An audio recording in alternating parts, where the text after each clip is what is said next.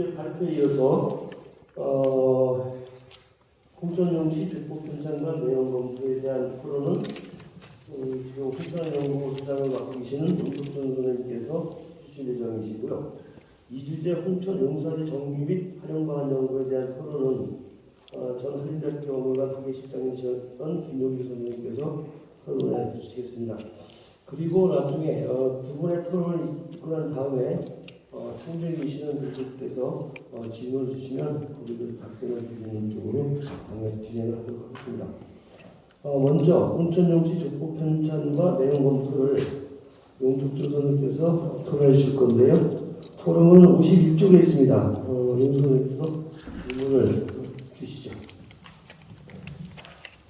먼저 홍천용시 문제의 각 부분의 기본적인 성격과 특징을 비교해서 이해 포부를 해주신 우리 작가님께 질문을 감사드리고요. 그동안 참 우리 저희 족보를 세심하게 분석해 주셔서 감사드립니다. 저희가 먼저 자료를 받아가는 말씀을 진행하는 것인데, 실제 용시 문제에 가능한 족보들 가운데에서 수정 35년 가능한 기축보를 비롯해서 4개의 족보를 검토하셨습니다.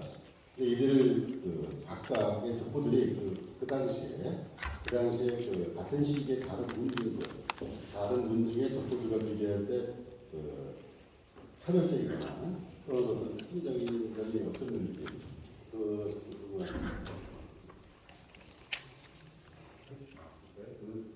번째로는 의뢰보를 이제 편찬하면서 35년도에 각종 자료에서 홍천용시 관련 내용을 찾아서 이제 거기 첨가하셨다고 이제 말씀하셨는데, 그럼 구체적인 기록 양상은 또 어떻게 했는지, 예를 들어서 이제 이조실록, 즉 왕조실록에서 구체적으로 어떤 내용이 찾아서 족보에 삽입되었는지, 그 밖에 또 어떤 책에서 어떤 내용이 찾아서 족보에 이제 첨가되었는지 보충 설명을 좀 부탁드리고요.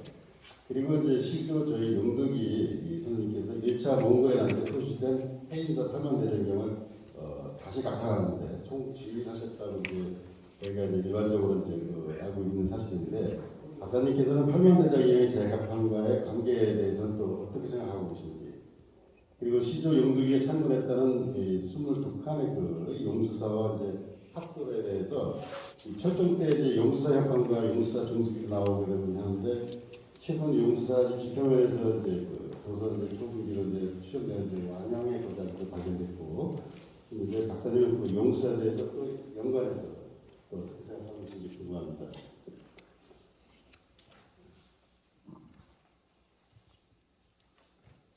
네, 첫 번째부터 말씀드리겠습니다. 일단 기본적으로 4개의 족보죠. 족보죠. 경술로 1850년, 그 다음에 시축보 1900년, 그 다음에 의뢰보 1935년 그랬는데, 제가 봤을 때 전체적인 경향성, 우리나라의 각 문중에서 만들어진 족보하고 크게 내용이 같이 하고 있는 것 같습니다. 큰 차이는 같지는 않고, 근데 이제 눈에 띄는 게 제가 발표하면서 이제 말씀드렸는데, 이따가 발표 내용 나오니까 기록을 더듬어 보시면 첫 번째가 이제 참고한 책들이 나오잖아요. 근데 이게 다른 문중 족보 보게 되면 어느 책에서 어느 책이 실렸다 이런 내용들이 거의 안 실렸습니다. 그래서 이 참고한 내용을 소수의 약체적으로 참고성이 있다라는 거 있고, 다음 이제 공교롭게 다른 족보 같은 경우는 사실은 서자 이런 분들 구별을 하는 족보들이 많습니다. 서자, 물론 이제 아예 인동을 안 하든가 인동을 하더라도 서자 이렇게 쓰는 경우가 많습니다. 그런데 이제 홍천용시 족보는 이 4개 다 서자라는 표현은 일단 나오지 않더라고요. 서자든 서자든 그리고 구별된 특징들이라는 생각입니다. 그다음에 두 번째 말씀하신 어느 책에서 어떤 내용이 삽입되어 있겠다는 건데, 기본적으로 왕주실록은 뭐 경천에서 유명한 구절이 있죠. 역적 시우영과 관련된 광해군들로 영천택 원래 영천택 그분이 이제 지방에 수령을 하고 있었는데 임지대를 오니까 시도가 이제 용감히 안 싸우고 이제 도망갔다. 근데 사실 그거는 뭐 용천택뿐만 아니라 그 당시 육지에서는 동내성, 그다음에 부산진성, 동내성 이 두 전투 빼고는 다 제대로 싸우지 못했으니까 그건 사실 어쩔 수 없는 건데 그래서 이제 그분들을 그 지방의 그 수령들을 어떻게 해야 되냐, 뭐를 줘야 되냐 이런 논의에서 이제 용천택은 무장이니까 무인 출신이니까 전투를 하기 위해서 전장에 나가기 위해서 공을 세우게 하자고 이런 내용들이 이제 실려도 있고 그 관련해서 홍천영이 역적이 나왔으니까 이런 내용이 있거든요.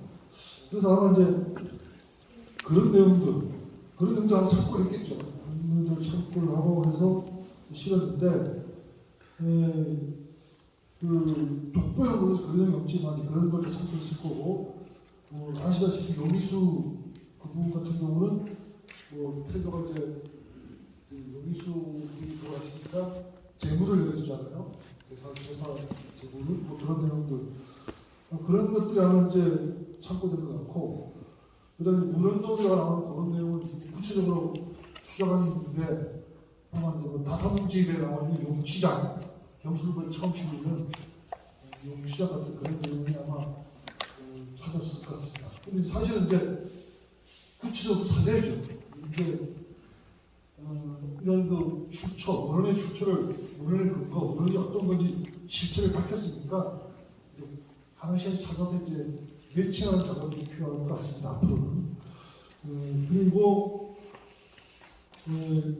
용두기하고 팔만 대장령과의 관계, 뭐 제가 아까 발표할 때 말씀드렸지만 일단 기본적으로 하여간 작년도 얘기했고 하여간 어떤 역사적 자료에서 용두기 선생님이 실존하면서 벼슬 높은 벼슬을 했다 그런 기록만 찾아지면 팔만대장경 관여하는데 주의를 했다 이것도 제가 볼 때 충분히 가능하다고 봅니다. 그러니까 역사적 자료를 계속 찾고 발굴할 필요가 또 있는데 하여간 노력을 해야죠. 계속 사람들. 그러니까 문주에서도 노력해야 되고 학자들도 노력해야 되고 또 국정부에서도 노력해야 되고 그렇게 참는 노력을 해야 될 것 같습니다. 발굴하기 위해서. 그리고 이제 용수사 부분도 마찬가지로 일단 아이가 그 기축부에 처음 나오기 때문에 신뢰할 수 있고 그 다음에 또 그 고시대적 상황도 일치하고 아까 말씀드렸듯이 청평사 이자여 삼척 이순유의 간장만 만드는 거 다 똑같은 사람들이거든요. 똑같은 귀족, 관료 이런 분들이 만든 겁니다. 그러니까 제가 볼 때는 굳이 불신할 필요는 없고 일단 신뢰할 수 있다는 전제하에 조사를 할 필요가 있는 것 같습니다. 문주에서도 그런 의식이 있으니까 계속 용수사를 만들어서 여지도시를 가는 거니까. 그리고 이제 다만 이제 발굴 현장에서는 유적지에서는 지금 현재 고려시대까지 이렇게 용두기 선생님 살았을 때까지 가는 유적 유물이 없다. 현재까지 지표에서는. 근데 제가 볼 때 큰 문제 되지 않습니다. 지상에 나타나는 인가고 발굴하면 그대로 자료가 수 있으니까 발굴 시골 또는 발굴을 일단 할 필요성이 있고 설사 발굴해갖고 용두기 선생님이 계실 때 그 시대까지 안 올라가도 한 고려 후기 정도, 고려 말기 정도만 나와도 제 생각에는 그 용수사의 실제 있었던 것을 입증하기는 사실 충분합니다. 제가 봤을 때는. 그러니까 발굴해서 고려 후기 말기까지라도 찾았으면 좋겠습니다. 이상입니다.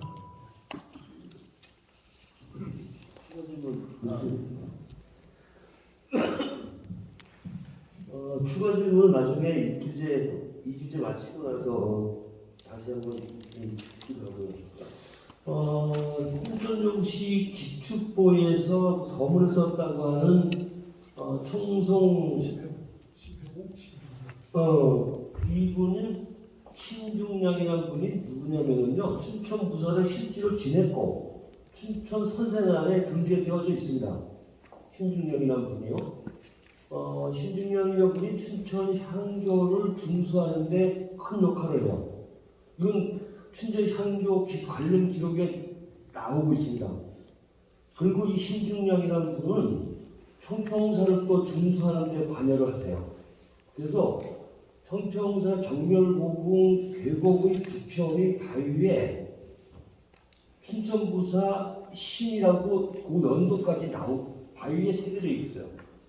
그래서 이 신중량이라는 분이 춘천부사를 실제 행하고 있고 춘천 향교를 중수하는 데 관여를 했다고 하는 것은 홍천용시 족보가 아무나 막 쓴 것이 아니라 적어도 비중 있는 분이 족보를 편찬했다는 의미에서 사회적 가치는 매우 높다고 볼 수 있습니다.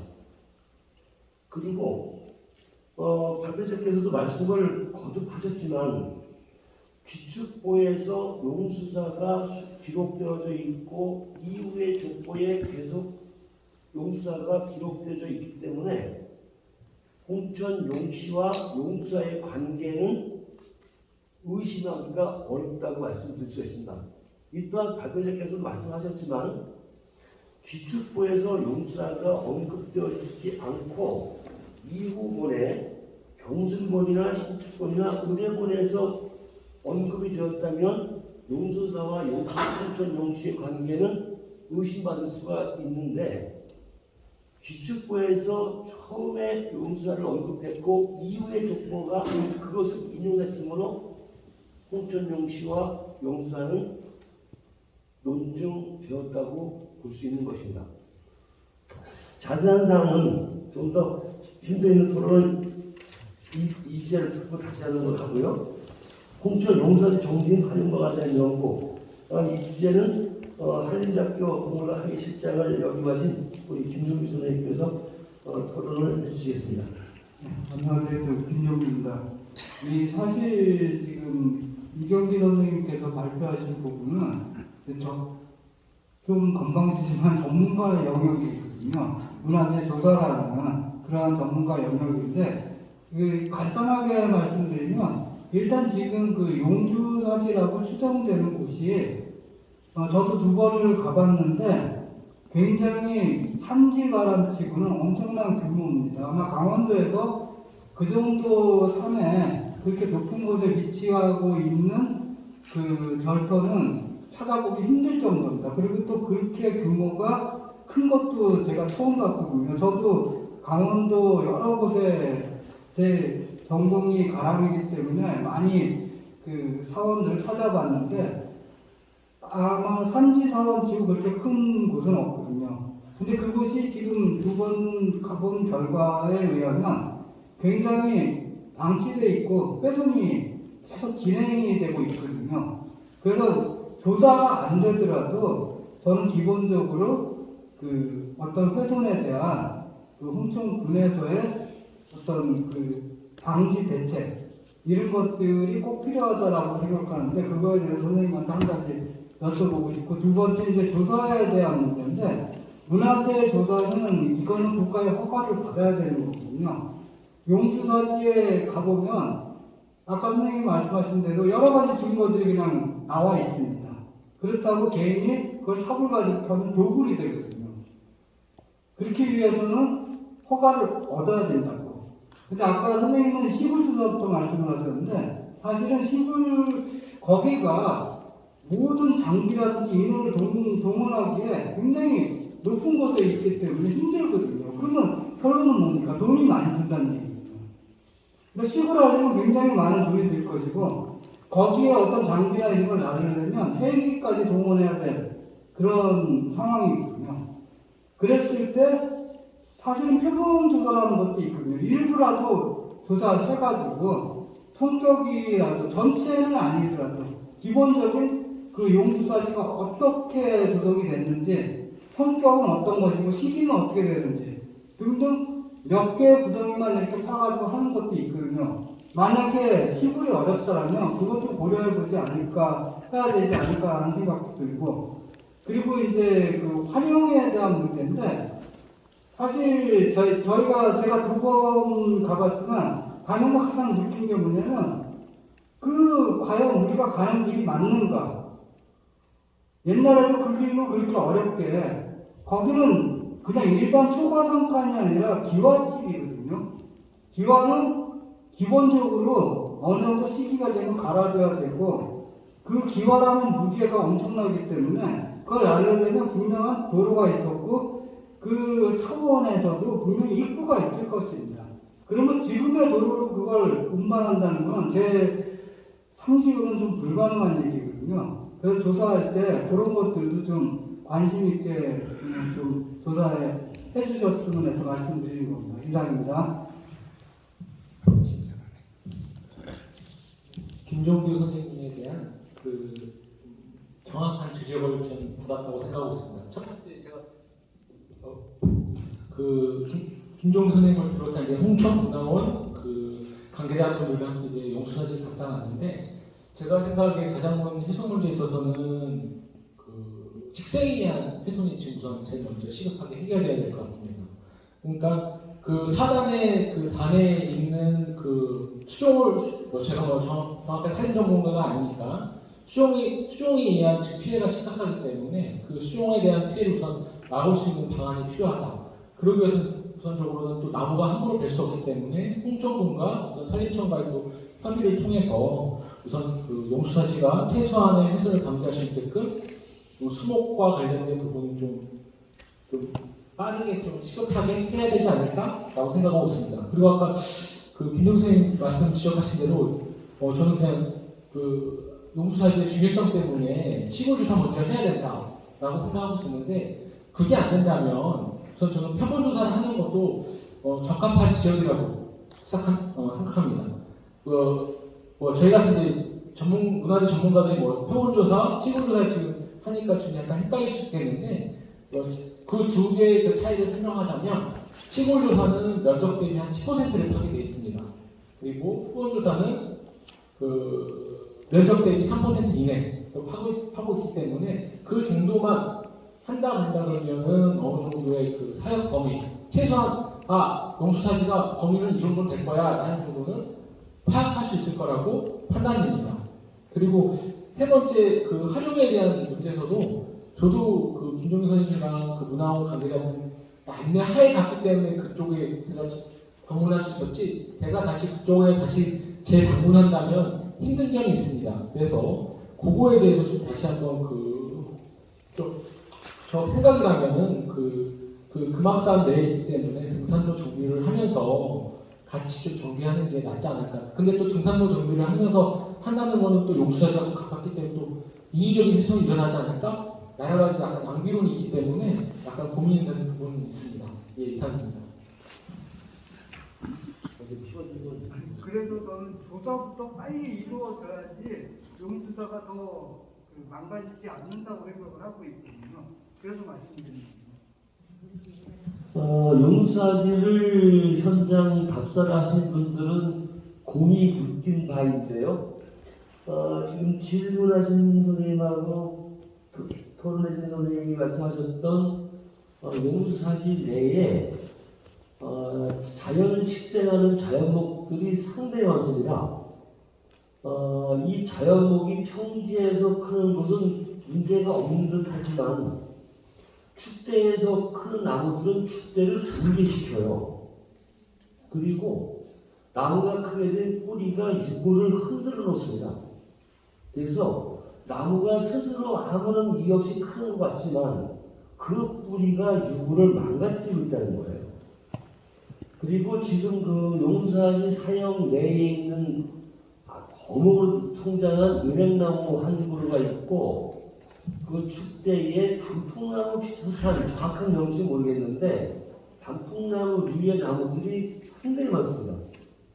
그래서 그 나무들은 은행나무는 벌목을 할 수 없다고 하더라도 그 화렵수 나무는 아마 산림청의 군청과 문화원과 산림청에 협조를 구하면 그것이 침엽 소나무주가 아니기 때문에 아마 벌목이 구주로도 가능하지 않을까 최상식으로는. 그러니까 산림청 분들은 나무를 워낙 아끼시는 분들이라서 어떨지 알 수 없는데 그 나무를 좀 제거하는 것이 보존 대책의 필요한 방안이라고 저는 생각을 합니다. 그리고 이제 김정기 선생님이랑 이경기 선생님이 현장 공학을 오랫동안 하신 분이라서 지금 그 용사지의 사역 범위라든가 유적에 남아있는 도자편, 와편 이런 걸 가지고 용수사가 어느 시기에 기와를 번화했고 도자기를 어느 시대에서 사용했다는 것은 직관적으로 이제 알 수가 있는 분들인데요. 이것을 발굴을 통해서 말해야 되는데 발굴을 하지 않고 유물을 갖고 얘기를 하다 보면 왜곡되는 현상이 있어서 그런 문제들을 두루 선생님께서는 극히 절제하는 말씀을 하셔서 언급을 안 해주신 건데 대체적으로 반대로 잡고 있습니다. 그래서 표본조사 3%, 시골조사 10%를 해서 사역 범위를 파악한다고 하는 것은 대단히 의미가 있습니다. 천리길도 한 걸음부터 뛰는 것인데 용수사가 워낙 외진 곳에 있고 현장 답사하기 힘들다고 하더라도 화력수의 잠복 제거 그리고 표본조사나 시골조사를 함으로써 용수사의 사역 범위를 파악해 놓게 되면 1000개의 다리를 놓는데 1개의 경학을 세우는 시발점이 된다고 생각을 합니다. 그래서 이런 문제들은 앞으로 꾸준히 같이 고민해서 풀려면 어떨까 합니다. 두 선생님들께서 토론이 되셨고 청주에 계신 선생님들 질문 있으면 주시기 바랍니다. 질문 있으신 분? 예, 그 용수사지에 대해서 말씀드리겠습니다. 저도 2000년도 초에 거기를 한번 세 분이서 방문을 했었습니다. 방문했었을 적에 은행나무하고 그 돌배나무가 큰 게 있더라고요. 돌배나무가 큰 게 있더라고요. 그런데 그 은행나무에 이 불이 나가지고 끄시는 흔적이 있더라고요. 그래서 같이 가신 분하고 이것이 불이 나지 하대로 소멸된 것이 아닌가 하는 말씀을 나눴습니다. 그래 그 당시에 같이 가신 분은 우리 전 사무장 하시던 용석수님하고 지금 감자떡 하시는 영영배 씨하고 세 분이 같이 가서 그것을 이제 보고 내려왔습니다. 또 한 가지 이제 말씀드릴 것은 우리 그 족보에 대해서 말씀드리도록 하겠습니다. 왜 영흥파가 왜 생겼는가? 우리 그 시수공 할아버지와 그 다음 때 할아버지가 개국공신을 하셨습니다. 개국공신을 하셨는데 벼슬을 하시다 보니까 돌아가시고 나니까 선산을 지킬 사람이 없었습니다.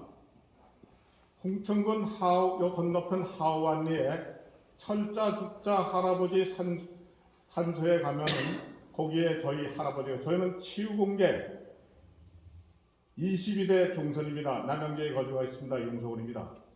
그 할아버지의 큰 아들이 자상공이시고 작은 아들이 대상공이십니다. 자성동 할아버지 산소는 홍천군 선양에 계시고 그 밑에 할아버지들은 다 한경도 영흥에 계십니다. 그리고 아까 그 말씀하신 필보 할아버지의 아들 이랑공 할아버지하고 저희 그 당시에 할아버지하고 육충간이십니다. 기축보 당시에 춘천에 거주하시던 종철님께서 한경도 영흥으로 오셨을 적에 그 당시에 저번에 나라에서 주신 녹군을 찾으러 오셨는데 그 보관하신 분이 이란공께서 보관을 하셔서 그 옛날 어른들 전설에 의하면 이란공이 저희 집하고 거래에 갇혀 있어 종갓댁이니까 거기에 오셔서 그 필사를 해가지고 가셨다는 기록이 그 의뢰부 서문에 나와 있습니다. 그러니까 뭐 저희는 항정도 영흥에서 왜 나왔나 하면은 해방되기 이전 1900년 초에 비견파들이 정감록을 보고서 북한에는 못 살 때라는 것을 알고서 해령지지, 평창군 지금 대관령면 파랑산 밑으로 저희 일가가 저희 증조부님께서 조상 산소를 파 짊어지시고 글로 이주를 하셨습니다. 그리고 저희 그 조부님께서 지금 그 대관령면 도암면 초대 면장님을 하셨습니다. 근데 42년도에 그 장진 부사 때문에 저희 집안이 다 돌아가시고 없어서 저희가 그 옛날에 있던 책이고 그런 문서를 하나 남기지 못하고 있는 실정이라 작년에 이 자리에 와서 홍영호 교수님께서 말씀하셨을 적에 누가 왜 항정도로 갔는지 그 내용을 몰라서 그 말씀을 못 드렸는데 이 세미나가 작년에 하고 더 안 할 줄 알았었습니다. 이렇게 또 이러한 자리를 홍천군 문화에서 주최해 주시고 강원대학교 유명한 교수님들께서 이렇게 성스럽게 해주셔서 제가 불초하지만은 이러한 말씀을 드리는 겁니다. 죄송합니다. 감사합니다. 지금 용수아지의 은행나무와 이제 화재 문제를 말씀해 주셨고, 지금 족보에 관련하여서 영흥에서 이제 평창 대관령면으로 이주하신 내용의 문제를 두 가지 말씀해 주신 거죠? 예. 예. 용수아지에 대해서 말씀해 주실 수 있을까요? 그 대부분 사찰에 대한 건물지들이 그 목조로 되어 있기 때문에 그 우리가 여기서 화재에 대해서 딱 명확하게 얘기할 수 없지만 가능성은 높다라고 할 수 있겠습니다. 그리고 대부분 그 잘 아시겠지만은 사찰 건물지는 그 목조로 이루어졌기 때문에 그 폐사 원인도 그 원인 중에 하나가 아닐까라고 지금 생각을 했습니다. 이 이상입니다. 그거를 확인할 수 있는 게 거의 기와들이 있거든요. 만약에 사찰에 불이 났으면 기와 색깔이 빨갛게 변하는 경우가 많거든요. 근데 거기 보면 거의 검은색 그대로 유지하고 있고, 그리고 은행나무 같은 경우는 제가 솔직히 말해서 자세히 살펴보지는 않았는데 번개 맞을 가능성도 있습니다. 사실은 고목들이. 그래서 차라리 그 절터가 지금 제가 보기엔 불이 안 났거든요. 그냥 이제 사람들이 없어지면서 폐사가 된 걸로 저는 그렇게 생각을 하고 있기 때문에 유적이 그만큼 더 잘 남아있을 가능성이 많다는 겁니다. 그래서 제가 빨리 하여튼 어떻게 그 홍천에서 좀 힘을 쓰셔가지고 더 이상 훼손되기 전에 조사를 빨리 하는 그것이 가장 좋은 방법이라고 생각해서 말씀드립니다. 이게 은행나무가 이제 그 화재로 인해서 이제 사찰과 연관 관계를 말씀해 주셨는데요. 지금 용수사지가 1800년대 말까지는 존속을 했습니다. 문헌상에서 보면요. 그럼 1800년대 말까지 존속했다면 오늘이 2022년이니까 적어도 122년 전에는 용수사가 경영되었다고 하는 거죠. 그렇죠? 네. 지금 관동지나 관동읍지, 그러니까 지금 기축포가 1701년이고, 1709년, 네, 1709년이고, 우리가 흔히 인용하는 1530년에 신증 동부여지 승남, 1650년경에 동부여지지, 1760년경에 여지도서, 1750년경에 해동지도, 1690년에서 1712년 사이에 동엽이고, 그리고 홍천에 관련된 홍천 군지, 홍천 현지 이와 같은 자료들을 종합해 보았을 때 이 자료에 수록되어 있는 용수사지를 본다면 적어도 1800년 말까지는 존속했던 것이 거의 확실합니다. 그리고 은행나무가 아시지만 속성수예요. 빨리 큽니다. 그래서 우리는 보통 나무가 아랑들이 큰 500년 모노데스라가 집행이를 거꾸로 했다가 그런 전설이 많은데 은행나무, 느티나무 굉장히 속성수예요. 그리고 다들 아시겠지만 강원도는 뭐 산불은 흔하게 나는 거니까요. 그래서 그 은행나무와 사찰과의 문제는 아마도 발굴을 통해서만 현재로서는 증명될 수 있을 거라고 생각합니다. 그리고 또 다른 주제는 한 가지 이게 현장에 가보면은 저희가 그 느티나무가 있습니다. 이 느티나무 그 규모가 현재 그 홍천 향교에 있는 게 한 300년 이상의 수령으로 보고 있는데 그 홍천 향교에 있는 거가 상당히 이제 규모가 큽니다. 그러면 결국은 느티나무가 있다라는 것은 그 시대에 이제 거기에 전전하는 사람이 가깝지 않을까요? 어떤 그런 관계 그런데 그 우리 이경수 선생님께서 발표문 중에서 토지 그 지적도를 제시하셨잖아요. 그게 개인 땅으로 등재되어 있고 이 토지 지번이 나온 게 우리 조선 시대에는 원래 등기라는 게 없었습니다. 지적도라는 게 측량지가 없으니까. 근데 일본이 조선을 강점하면서 이들이 토지 측량을 해서 지적도를 만들기 시작을 하는데 그 용수사지 주변 지역에 개인 땅들이 현재도 있고 그 땅들이 농지라든가 혹시 뭐 대지가 있었나요? 다 임야. 그 작은 필지. 전용 아닌가? 근데 그 작은 땅들이 임야가 몇백 평짜리 임야를 했을 리가 없다고 생각해요. 그것은 개인 땅들이 용수사지를 포함한 주변 지역을 임야가 아닌 목적으로 활용하다가 그게 임야가 됐다고 저는 봐요. 그래서 지금 용석주 전문가께서 말씀을 주셨지만 느티나무가 굉장히 큰 느티나무가 있어요. 네, 커요. 여기 있는 굉장히 크더라고요. 예. 그런데 이 느티나무도 그 주변에 있는 토지와 용수사와 느티나무와 상관관계가 어떤지는 이것 역시 발굴 조사를 통해서 만약에 용수사와 관련이 있다면 느티나무에서 어떤 종교 행사가 있었을 것이고 그렇다면 그 주변에서 그 시기에 깨진 도자 편이라도 축소된다고 봐요. 그래서 이런 문제들을 좀 지난한 시간이 필요하지만 이런 것들을 꾸준히 찾아 나선다면 용수사에 대한 학술적 가치 이거는 중용되어지지 않을까 생각합니다. 그리고 족보에 대한 말씀을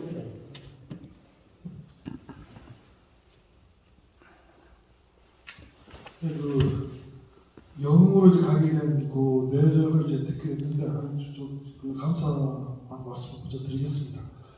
그것도 저도 이해폭을 넓혀주셨고 사실 작년에 작년에 사실 포커스가 용덕이 선생과 용수사다 보니까 족보에 대해서 깊게 일단 족보도 못 구했고 1978년 2006년 거를 기록을 하다 보니까 사실은 저희들도 공부한 사람이니까 공부를 하면 학술제 글을 발표를 해야 되는데 작년 글은 예를 들면 이제 제 스스로도 최초 족보를 비롯한 족보를 제대로 못 봤으니까 사실은 좀 마중도가 많이 떨어진다고 저 스스로 생각하고 해서 이제 논문 발표 이런 거를 당장은 하지 말고 좀 시간이 기다렸다가 또 마중도를 높여서 해야겠다고 이렇게 생각을 했었습니다. 그런데 이제 올해 이제 발표를 이제 맡게 되면서 용석준 소장님께서 족보를 이렇게 제공해 주셔갖고 일단은 공천 용치에서 가능한 족보를 다 보게 됐죠. 해방 이전 4개 다. 이제 그 중에 3개를 제공받았고 1개는 제가 이제 교무본부에서 우연찮게 검색하다가 이제 그게 의뢰보가 걸려서 의뢰보를 다운받아갖고 돈을 좀 사서 다운받아서 이제 하게 됐습니다. 그래서 물론 이제 그렇게 해서 어느 정도 족보를 파악해갖고 오늘 학술 발표를 작성했는데 그럼에도 불구하고 아까 말씀하신 왜 해필이면 뭐 여슬한 분들이 다 가만히 있을 때 장난 안 가고 왜 차량을 갔냐 거기에 대해서 저도 사실은 미스테리였어요. 미스테리. 그리고 이걸 뭐 당장 그 반치 근거 자료를 찾을 수도 없고 그런 경우를 하고 그 말씀을 듣고 그 앞에 제가 이거를 발표문을 글로 이제 옮길 때 정식 학술 논문을 바꿀 때 그런 부분을 언급해서 말씀드리고 높이도록 하겠습니다. 좋은 감사 말씀 들었습니다. 감사합니다. 예. 그 시간이 아직 좀 남았는데 혹시 또 질문 주실 선생님 계시나요? 질문 주실 선생님. 또 총리가 좀 생각을 하시는 동안에 저기 용선 선생님이랑 혹시 다른 추가 질문 예. 없으시면 오늘 홍천 용사진 문화재 가축 기능을 학술 세미나를 마쳐도 될까요? 네. 예. 수고하셨습니다. 학술대회를 모두 마치겠습니다. 수고하셨습니다.